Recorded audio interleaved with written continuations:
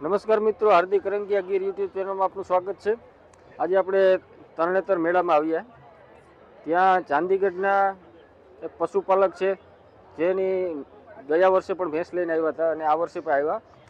તો આવો એની પાસેથી જાણીએ એનો અનુભવ અને આ વખતે કઈ ભેંસ લઈને આવ્યા છે। નમસ્કાર ભાઈ। नमस्कार।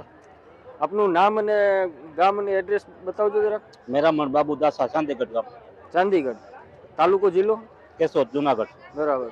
તમે ગયા વર્ષે પણ ભેંસ લઈને આવ્યા હતા? हाँ બરાબર। તો આ એ જ ભેંસ છે કે બીજી છે? बीजी બીજી છે, બરાબર। આ કેટલામ વેતરમાં હશે? त्रीजू वेतर गाभणी। બીજું વેતર ગાભણી? ત્રીજું વેતર ગાભણી છે। અને એનું એક ટાઈમનું દૂધ કેટલું હશે? 14 लीटर। 14 લીટર, બરાબર। અને વ્યાવામાં કેટલીક વાર હશે? महीना દીની, બરાબર। તો ગયા વર્ષે હતી એ બીજી હતી? ये बीजी બરાબર। આ અને આ બીજી છે? हाई बीजी। બરાબર। હવે શું કેવું તમારા મેળા વિશે અને બધા જે પશુ આવ્યા જાફરાબાદી ને આવ્યા છે એમાં શું તમારે બધા જોયા હોય તો શું તમારું કેવું છે એમાં?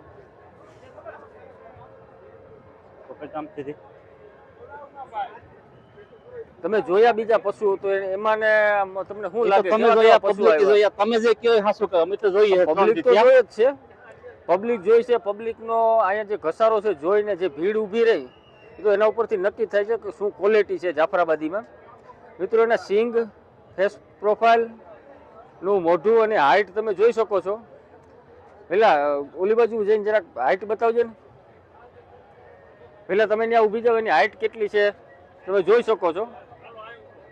અને ગયા વખતે હાર્દિકભાઈ આમાં તંત્રની બેદરકારી હતી તો બધાને ખબર છે, જે આવ્યા તા લઈને ઓન આવ્યા એને બધાને ઈ જ પાર છે કે ઓર હું થાય, બરાબર, કે સેટિંગ થાય અને નંબર નો લઈ જાય, સેટિંગ હિસાબથી।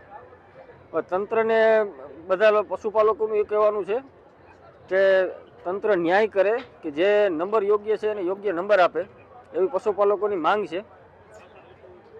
અને આની હાઈટ કેટલી હશે અંદાજે? 69 જેવી। મિત્રો તમે જોઈ શકો છો હાઈટ જે હાથી ઉભો હોય ને એમ એવી ભેજ લાગે છે।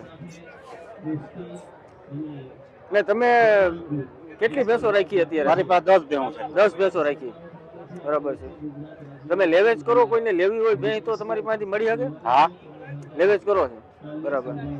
મિત્રો કોઈને જાફરાબાદી નસલની સારી નસલની અને દૂધવાળી જે ભેંસ કોઈને લેવા માંગતા હોય તો તમે આ મેરામણભાઈનો કોન્ટેક્ટ કરી શકો છો।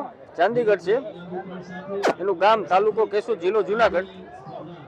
અને ભેંસ જોઈ અને તમને કેવું લાગ્યું કોમેન્ટ બોક્સમાં જણાવજો મિત્રો। Thank you.